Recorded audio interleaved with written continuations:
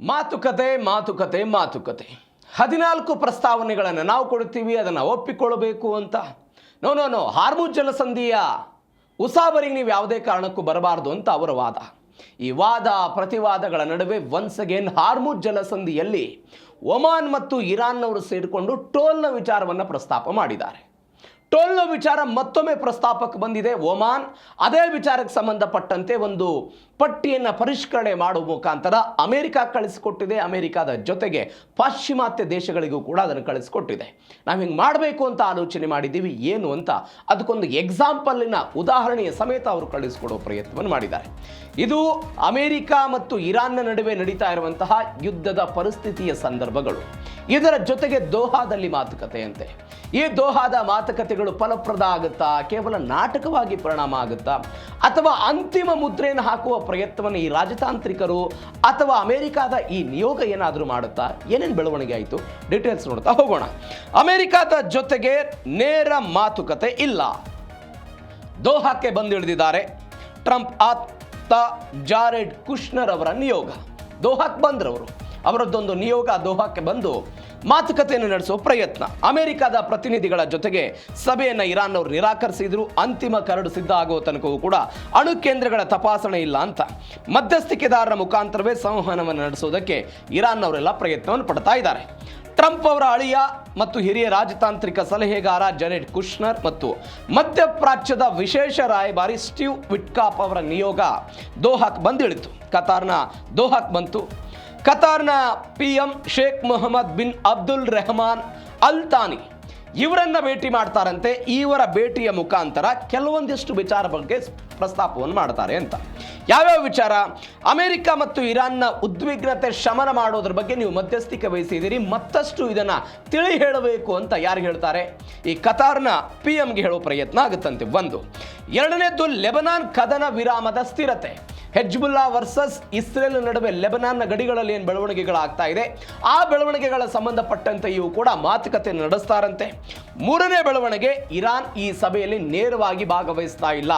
ಯಾಕೆ ಅನ್ನೋ ಕಾರಣಕ್ಕಂತ ಹೇಳಿದ್ರೆ, ನಾವು ಅಮೆರಿಕದ ಜೊತೆಗೆ ನಾವು ನೇರವಾಗಿ ಮಾತನಾಡೋದಿಲ್ಲ, ನಮ್ಮ ಬೇಡಿಕೆಗಳು, ನಮ್ಮ ಒಪ್ಪಂದದ ಮಾತುಕತೆಗಳು ಎಲ್ಲವನ್ನೂ ಕೂಡ ಮಧ್ಯಸ್ಥಿಕೆದಾರನ ಮುಖಾಂತರ ನಾವು ತಿಳಿಸಿ ಹೇಳ್ತೀವಿ ಅನ್ನುವಂಥ ಪ್ರಯತ್ನದ ಭಾಗವಾಗಿ ಇರಾನ್ ಈ ಸಭೆಯಿಂದ ದೂರ ಉಳಿದಿದೆ. ನಾಲ್ಕನೇ ಬೆಳವಣಿಗೆ ಏನು ಅಂತ ಹೇಳಿದ್ರೆ, ಈ ಹಾರ್ಮುಜ್ ಜಲಸಂಧಿಯ ವಿವಾದದ ಬಗ್ಗೆ ಚರ್ಚೆಗಳಾಗುತ್ತೆ ಅಂತ. ಈ ಒಮಾನ್ ಮತ್ತು ಇರಾನ್ನವರು ಸೇರಿಕೊಂಡು ಅಲ್ಲಿ ಟೋಲನ್ನು ವಿಧಿಸ್ತಾ ಇರುವಂತಹ ಒಂದು ಸಂಗತಿ. ಎರಡನೇದ್ದು, ಹಾರ್ಮುಜ್ ಜಲಸಂಧಿಯ ಕರಾವಳಿ ಭಾಗದಲ್ಲಿ ಒಮಾನ್ನ ಪ್ರಾದೇಶಕ್ಕೆ ಅನುಗುಣವಾಗಿ ಒಮಾನ್ ತನ್ನದೇ ಆದಂತಹ ಒಂದು ಸಣ್ಣದಾದಂತಹ ಜಲಸಂಧಿಯನ್ನು ನಿರ್ಮಾಣ ಮಾಡಿಕೊಂಡು ಅಲ್ಲಿ ವಾಣಿಜ್ಯ ಹಡಗುಗಳಿಗೆ ಹೋಗೋದಕ್ಕೆ ಅವಕಾಶವನ್ನು ಕೊಟ್ಟಿತ್ತು. ಅದರ ವಿರುದ್ಧವಾಗಿ ಇರಾನ್ ಕೆಲವೊಂದಿಷ್ಟು ಹಡಗುಗಳ ಮೇಲೆ ದಾಳಿ ಮಾಡಿತ್ತು. ಅಮೆರಿಕ ಒನ್ಸ್ ಅಗೇನ್ ಇರಾನ್ನ ಮೇಲೆ ದಾಳಿ ಮಾಡಿತ್ತು. ಒಮಾನ್ನ ಈ ರಾಜತಾಂತ್ರಿಕ ನಡೆ ಇದು ಅಕ್ಷಮ್ಯ ಅಪರಾಧ ಅಂತ ಇರಾನ್ ಅವರು ಹೇಳ್ತಾ ಇದ್ದಾರೆ. ಅಂದ್ರೆ ಪ್ರತ್ಯೇಕವಾಗಿ ತನ್ನದೇ ಆದಂತಹ ಒಂದು ಮಾರ್ಗವನ್ನು ಬಳಕೆ ಮಾಡಿಕೊಂಡು ಆ ಮಾರ್ಗದ ಮುಖಾಂತರ ಹಾರ್ಮುಜ್ ಜಲಸಂಧಿಯ ಹತ್ತಿರವೇ ಈ ಹಡಗುಗಳು ಹೋಗುವಂತೆ ಅವಕಾಶವನ್ನು ಮಾಡಿಕೊಟ್ಟಿರೋದು ಇದೊಂದು ಅಪರಾಧ, ಅದು ನನ್ನ ಒಟ್ಟಾರೆ ಬೆಳವಣಿಗೆಗೆ ಹೊಡೆತ ಬೀಳುತ್ತೆ ಅಂತ ಇರಾನ್ ಅವರ ವಾದ ಇದೆ. ಇದರ ಬಗ್ಗೆಯೂ ಕೂಡ ಚರ್ಚೆ ಆಗುತ್ತೆ ಅಂತ. ಮೂರನೇದ್ದು ಅಥವಾ ಕೊನೆಯದಾಗಿ ನಾವು ವಿಶ್ಲೇಷಣೆ ಮಾಡೋದಾದರೆ, ಈ ಒಪ್ಪಂದ ಆಗುವಂತಹ ಸಮಯದಲ್ಲಿ ಇರಾನ್ ಮತ್ತು ಅಮೆರಿಕದ ನಡುವೆ ಅವರು ಏನು ಹೇಳಿದ್ರು? ಅಂತಾರಾಷ್ಟ್ರೀಯ ಪರಮಾಣು ಸಂಸ್ಥೆ ಇರಾನ್ನ ಪರಮಾಣು ಕೇಂದ್ರಗಳಿಗೆ ಅವಕಾಶವನ್ನು ಮಾಡಿಕೊಡಬೇಕು, ಅವರು ತಪಾಸಣೆಗೆ ಅವಕಾಶವನ್ನು ಮಾಡಿಕೊಡಬೇಕು ಅಂತ ಅವ್ರು ಹೇಳಿದರು. ಅದಕ್ಕೆ ಪ್ರತಿಕ್ರಿಯೆಯಾಗಿ ಅಂತಾರಾಷ್ಟ್ರೀಯ ಪರಮಾಣು ಸಂಸ್ಥೆಯ ಮುಖ್ಯಸ್ಥ ರಾಫೆಲ್ ಗ್ರೋಸಿ ಒಂದು ಹೇಳಿಕೆಯನ್ನು ಕೊಟ್ಟರು.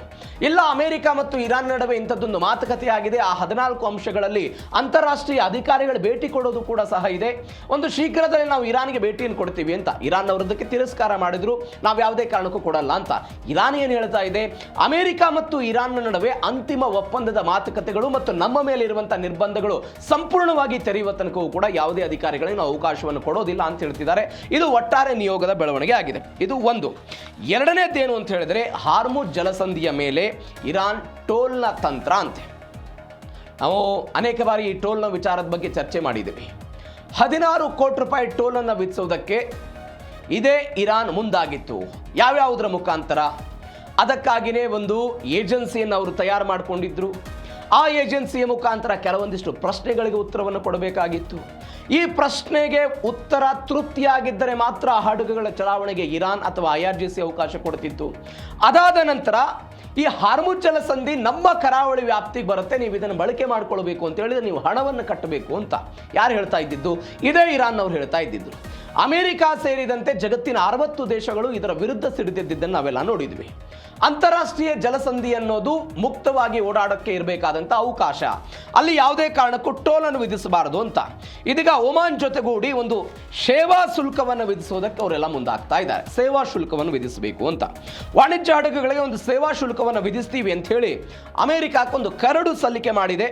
ಅಧಿಕೃತ ಪ್ರಸ್ತಾವನೆಯನ್ನು ಅಮೆರಿಕ ಮತ್ತು ಇತರ ಪಾಶ್ಚಿಮಾತ್ಯ ದೇಶಗಳಿಗೆ ಒಮಾನ್ನವರೆಲ್ಲ ಕಳಿಸಿಕೊಟ್ರು.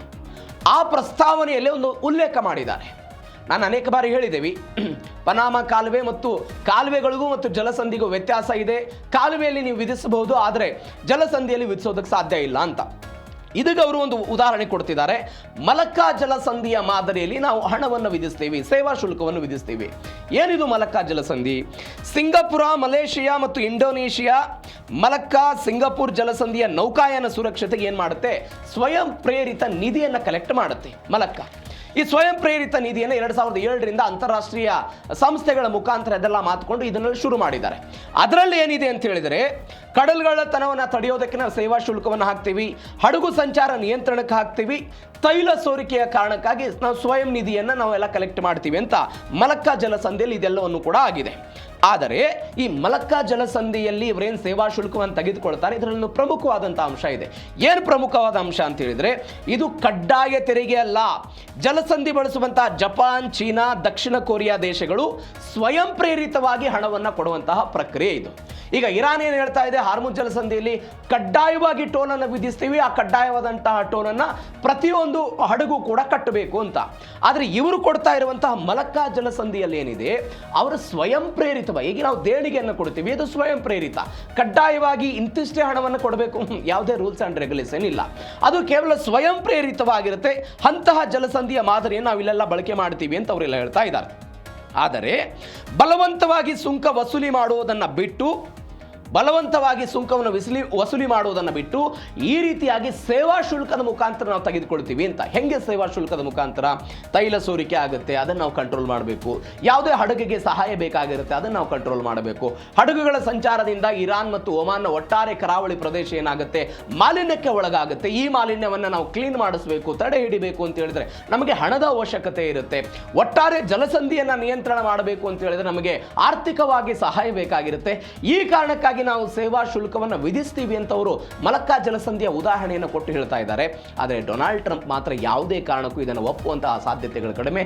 ಇದರ ವಿರುದ್ಧವೂ ಕೂಡ ಆ ವ್ಯಕ್ತಿ ಕಿಡಿಕಾರೋ ಪ್ರಯತ್ನವನ್ನು ಮಾಡಿದ್ದಾರೆ. ಇದರ ಜೊತೆಗೆ ಮತ್ತೊಂದು ಮಹತ್ವದ ಬೆಳವಣಿಗೆ, ಭಾರತದ ಪ್ರಧಾನಿ ನರೇಂದ್ರ ಮೋದಿ ಇರಾನ್ನ ಅಧ್ಯಕ್ಷರ ಜೊತೆಗೆ ಮಾತುಕತೆಯನ್ನು ನಡೆಸಿದ್ದಾರೆ. ಏನೇನು ಮಾತುಕತೆಗಳಾಯಿತು? ಶಾಂತಿ ಕರೆ ಕೊಟ್ಟರು ಪ್ರಧಾನಿ ನರೇಂದ್ರ ಮೋದಿ. ಶಾಂತಿ ಕರೆ ಕೊಟ್ಟರು. ಪೆಜಿಶ್ಕಿಯಾನ್ ಜೊತೆಗೆ ಮೋದಿ ಮಾತನಾಡಿದರು. ಪಶ್ಚಿಮ ಏಷ್ಯಾದಲ್ಲಿ ಶಾಂತಿ ಮತ್ತು ಸ್ಥಿರತೆಗೆ ಭಾರತ ಒತ್ತು ಕೊಡ್ತು. ಅಂದರೆ ಅಮೆರಿಕ ಮತ್ತು ಇರಾನ್ ನಡುವೆ ಆಗಿರುವಂತಹ ಮಾತುಕತೆಯನ್ನು ನರೇಂದ್ರ ಮೋದಿ ಸ್ವಾಗತ ಮಾಡಿದರು. ಮಹತ್ವದ ಬೆಳವಣಿಗೆ ಆಗ್ತಾ ಇದೆ. ಮಾತುಕತೆಯ ಮುಖಾಂತರ ಇಂಥದ್ದೊಂದು ಒಪ್ಪಂದ ಆಗಬೇಕು, ಯುದ್ಧವನ್ನು ಎಲ್ಲವೂ ಕೂಡ ಬದಿಗಿಡಬೇಕು ಅನ್ನುವಂಥ ನಿಟ್ಟಿನಲ್ಲಿ ಎಲ್ಲ ಚರ್ಚೆ ಆಯಿತು. ಪಶ್ಚಿಮ ಏಷ್ಯಾದಲ್ಲಿ ಶಾಂತಿ ನೆಲೆಸಬೇಕು, ಸ್ಥಿರತೆಯೆಲ್ಲ ನೆಲೆಸಬೇಕು ಅಂತೆಲ್ಲ ಹೇಳಿದರು. ಮಾತುಕತೆ ಪ್ರಗತಿ ಸ್ವಾಗತವನ್ನು ಮಾಡಿದರು. ಅಮೆರಿಕ ಮತ್ತು ಇರಾನ್ ನಡುವೆ ಆಗ್ತಾ ಇದ್ದಿದ್ದು. ಮತ್ತೊಂದು ಕಡೆ ಭಾರತದ ಸ್ಥಿರ ನಿಲುವೇನಿತ್ತು, ಅಂದರೆ ಏನೇ ಸಮಸ್ಯೆಗಳಿದ್ದರೂ ಕೂಡ ಅದನ್ನು ಯುದ್ಧದ ಬದಲು ಮಾತುಕತೆಯ ಮುಖಾಂತರ ಬಗೆಹರಿಸಿಕೊಳ್ಬೇಕು ಅಂತ ಭಾರತ ಮೊದಲ ದಿನದಿಂದಲೂ ಕೂಡ ಏನು ಹೇಳ್ತಾ ಇತ್ತು ಅದನ್ನು ಪುನರಪಿ ಹೇಳೋ ಪ್ರಯತ್ನವನ್ನು ಮಾಡಿದರು. ಮೂರನೇದಾಗಿ ಅವರು ಪೆಜಿಶ್ಕಿಯಾನ್ ಜೊತೆಗೆ ಮಾತನಾಡಿದ್ದು ಹಾರ್ಮುಜ್ ಮುಕ್ತ ಸಂಚಾರಕ್ಕೆ ಅವಕಾಶವನ್ನು ಕೊಡಬೇಕು ಅಂತ. ಅಲ್ಲಿ ಟೋಲ್ ವಿಧಿಸೋದು ಅಥವಾ ಭಾರತದ ಹಡಗುಗಳ ಮೇಲೆ ಕಳೆದ ತಿಂಗಳು ಒಂದೇ ವಾರದಲ್ಲಿ 3 ಹಡಗುಗಳ ಮೇಲೆ ಇದೇ IRGC ದಾಳಿ ಮಾಡಿದ್ದು, ಅದಕ್ಕೆ ಭಾರತ ಆಕ್ಷೇಪವನ್ನು ಹೊರಹಾಕಿದ್ದು ಎಲ್ಲವೂ ಕೂಡ ನಮ್ಮ ಕಣ್ಮುಂದೆ ಇದೆ. ಹೀಗಾಗಿ ಯಾವುದೇ ವಾಣಿಜ್ಯ ಹಡಗುಗಳ ಮೇಲೆ ದಾಳಿ ಆಗೋದಕ್ಕೂ ಅಥವಾ ಟೋಲ್ ವಿಧಿಸೋದು ಯಾವುದೂ ಕೂಡ ಇರಬಾರದು, ಇದೊಂದು ಮುಕ್ತವಾಗಿ ಸಂಚಾರಕ್ಕೆ ಅವಕಾಶವನ್ನು ಕೊಡಬೇಕು ಅಂತೆಲ್ಲ ಹೇಳಿದರು. ಇತ್ತೀಚೆಗೆ ಇರಾನ್ನಿಂದ ಒಂದು ಆಹ್ವಾನ ಬಂದಿತ್ತು. ಅಯತಲ್ಲಾ ಅಲಿ ಖಮೇನಿ ಅವರ ಜುಲೈ 4ರಿಂದ ಅಂದರೆ 9ನೇ ತಾರೀಕಿನ ತನಕ ಏನು ಅವರ ಅಂತ್ಯಕ್ರಿಯೆ ಇದೆ, ಅಂತ್ಯಕ್ರಿಯೆಗೆ ಭಾಗವಹಿಸೋದಕ್ಕೆಲ್ಲ ಆಹ್ವಾನ ಬಂದಿತ್ತು. ಅದಕ್ಕೆ ಇದುವರೆಗೂ ಕೂಡ ಭಾರತ ಯಾವುದೇ ಪ್ರತಿಕ್ರಿಯೆ ಕೊಟ್ಟಿಲ್ಲ. ಇದೀಗ ಭಾರತದ ಒಂದು ನಿಯೋಗ ಅದರಲ್ಲಿ ಭಾಗಿಯಾಗುತ್ತೆ ಅಂತ. ಯಾರ್ಯಾರು ಅಂತ ಹೇಳಿದ್ರೆ ಬಿಹಾರದ ರಾಜ್ಯಪಾಲರಾದಂಥ ಲೆಫ್ಟಿನೆಂಟ್ ಜನರಲ್ ಸೈಯದ್ ಅಟಾ ಹಸೈನ್ ಅವರು ಮತ್ತು ಪವಿತ್ರ ಮಾರ್ಗೆಟ್ಟಾ ಇವರೆಲ್ಲ ಭಾಗವಹಿಸ್ತಾರೆ ಎನ್ನುವಂಥ ಸುದ್ದಿಗಳು ಬಂದಿದೆ. ಮತ್ತೊಂದು, ಇದೇ ವರ್ಷ ಬ್ರಿಕ್ಸ್ನ ಶೃಂಗಸಭೆಯನ್ನು ಭಾರತದಲ್ಲಿ ನಡೆಯುತ್ತೆ. ಆ ಶೃಂಗಸಭೆಯಲ್ಲಿ ಭಾಗವಹಿಸೋದಕ್ಕೆ ಇರಾನ್ನ ನಿಯೋಗ ಬರಬೇಕು ಅಂತೆಲ್ಲ ಪ್ರಧಾನಿಗಳು ಹೇಳಿದ್ದಾರೆ ಅಂತ ಸುದ್ದಿಗಳು ಬರ್ತಾ ಇದೆ. ಮತ್ತೊಂದು ಮಹತ್ವದ ಬೆಳವಣಿಗೆ, ಭಾರತದ 1 ತಿಂಗಳ ಇಂಧನ ಬ್ಯಾಕ್. ಹಾರ್ಮುಜ್ ಜಲಸಂಧಿ ಬಂದಾಗಿ ಇರಾನ್ ಮತ್ತು ಅಮೆರಿಕದ ನಡುವೆ ಉದ್ವಿಗ್ನತೆ ಎಲ್ಲ ಹೆಚ್ಚಳ ಆದಾಗ ಭಾರತ ಸೇರಿದಂತೆ ಜಾಗತಿಕವಾಗಿ ಎಲ್ಲ ದೇಶಗಳು ಪೆಟ್ರೋಲ್, ಡೀಸೆಲ್ ಮತ್ತು ಸಿಲಿಂಡರ್ ಇದೆಲ್ಲದರ ಭಾಗವಾಗಿ ನಾವೆಲ್ಲ ಸಮಸ್ಯೆಯನ್ನು ಅನುಭವಿಸಿದ್ವಿ. ಇದೀಗ ತೈಲ, LPG, LNGಯ 30 ದಿನಗಳ ತುರ್ತು ದಾಸ್ತಾನಿಗೆಲ್ಲ ಮುಂದಾಗ್ತಾ ಇದ್ದಾರೆ. ಇಂಧನ ಬ್ಯಾಕಪ್ 30 ದಿನಗಳದ್ದು. ಅಂದರೆ ಇತಿಹಾಸದಲ್ಲಿ ಮೊದಲ ಬಾರಿಗೆ ಭಾರತ ಏನು ಮಾಡ್ತಿದೆ, LPG, LNG ಮತ್ತು ಇವೆಲ್ಲವನ್ನೂ ಕೂಡ ಶೇಖರಣೆ ಮಾಡಿಡುವಂತಹ ಪ್ರಯತ್ನ 30 ದಿನಗಳ ತನಕವೂ ಕೂಡ ಬೃಹತ್ ತುರ್ತು ದಾಸ್ತಾನು ವ್ಯವಸ್ಥೆ ಸಮಿತಿ ಅಂತ ಒಂದು ಸಮಿತಿ ಮಾಡಿಕೊಂಡಿದ್ದಾರೆ. ಈ ಸಮಿತಿಯ ನೇತೃತ್ವದಲ್ಲಿ ಆಗುತ್ತೆ ಇದು. ನಮ್ಮ ಕಡೆ ಕಚ್ಚಾ ತೈಲ ದಾಸ್ತಾನು ಮಾಡೋದಕ್ಕೆ ವಿಶಾಖಪಟ್ಟಣ ಆಗಿರ್ಬೋದು, ಮಂಗಳೂರು ಆಗಿರ್ಬೋದು, ಅದಾದ ನಂತರ ಪಡೂರು ಆಗಿರ್ಬೋದು, ಪಡೂರು ಇಲ್ಲೆಲ್ಲ ಕಚ್ಚಾ ತೈಲ ದಾಸ್ತಾನು ಮಾಡೋದಕ್ಕೆ ನಮಗೆ ಅವಕಾಶ ಇತ್ತು. ಆದರೆ LPG, LNGಗೆ ಯಾವುದೇ ಅಧಿಕೃತವಾದಂತಹ ಮೀಸಲಿರಲಿಲ್ಲ ಇಷ್ಟು ದಿನಗಳ ಕಾಲ. ಈ ವಿಚಾರದಲ್ಲಿ ಭಾರತ ಬೆಳವಣಿಗೆಯನ್ನು ಸಾಧಿಸ್ತಾ ಇದೆ. ಹೀಗಾಗಿ Indian oil corporation limited, Bharat petroleum corporation limited, Hindustan petrol corporation limited ಇವರೆಲ್ಲರೂ ಕೂಡ ಒಂದು ಹೂಡಿಕೆಯನ್ನು ಮಾಡೋದಕ್ಕೆಲ್ಲ ಪ್ರಯತ್ನವನ್ನು ಪಡ್ತಿದ್ದಾರೆ. BPCL ಒಂದು 5,000 ಕೋಟಿ ರೂಪಾಯಿನ ಈ ವಿಚಾರದಲ್ಲಿ ಹೂಡಿಕೆಯನ್ನು ಮಾಡೋದಕ್ಕೆಲ್ಲ ಬರ್ತಿದೆ ಅಂತ. ಭಾರತ ಮಂಗಳೂರು, ಪಡೂರು, ವಿಶಾಖಪಟ್ಟಣ ಇಲ್ಲೆಲ್ಲ ತೈಲ ದಾಸ್ತಾನಿತ್ತು. ಈ ತೈಲ ದಾಸ್ತಾನು ಎಷ್ಟು ದಿನಗಳಿಗೆ ಆಗ್ತಿತ್ತು ಅಂತ ಹೇಳಿದ್ರೆ ಕೇವಲ 9.5 ದಿನಗಳಿಗೆ ಮಾತ್ರ ಸೀಮಿತವಾಗಿದ್ದಂತಹ ತೈಲ ದಾಸ್ತಾನು ಇತ್ತು 4 ಕಡೆಗಳಲ್ಲಿ. 9.5 ದಿನಕ್ಕೆಲ್ಲ ದಾಸ್ತಾನಾಗುವಂಥದ್ದು.